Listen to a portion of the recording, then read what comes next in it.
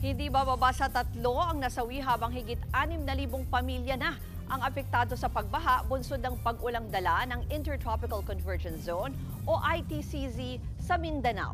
Sa Dato Angal, Midtimbang, Maguindanao del Sur, umabot na sa tuhod ang tubig baha.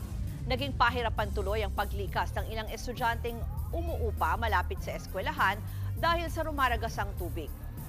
Sa Maguindanao del Norte, nagsagawa ng forced evacuation ang mga otoridad dahil sa malakas na agos ng baha, dala ng magdamagang pag-ulan. Hindi na rin madaanan ng ilang kalsada sa ilang mga bayan. Kabuhayan naman ng ilang magsasaka ang lubos na napinsala sa bayan ng Mamasapano, mag-iisang linggo na kasing lubog sa baha ang mga tanim nilang palay at mais. Maging sa Don Marcelino, Davao Occidental, perwisyo sa mga motorista ang landslide na dulot ng tuloy-tuloy na pag-ulan.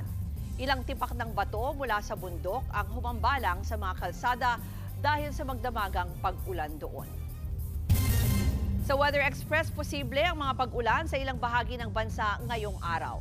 Sa forecast ng Pag-asa, posibleng magdulot ng maulap hanggang sa kalat-kalat na pag-ulan ang ITCZ sa Palawan at Mindanao. Habang easterlies naman ang patuloy na nagdudulot ng maalinsangang panahon na may tsansa ng mga panandaliang ulan dito sa Metro Manila, Eastern Samar at nalalabing bahagi ng bansa. Samantala, posible pa rin makaranas ng mapanganib na heat index o damang init sa ilang lungsod. Pinakamataas sa 46 degrees Celsius ang posibleng maranasan sa Dagupan City, Pangasinan at Apari, Cagayan. Nasa danger zone din sa 45 degrees Celsius sa Lawag City, Ilocos Norte, Tuguegarao City at Cagayan. Mga kapatid, ako po si Ruth Cabal. Maging maalam at may pakialam sa mga may init at rumaratsadang balita sa Frontline Express. Para maging updated sa balitaan, mag-subscribe lang sa social media pages ng News 5.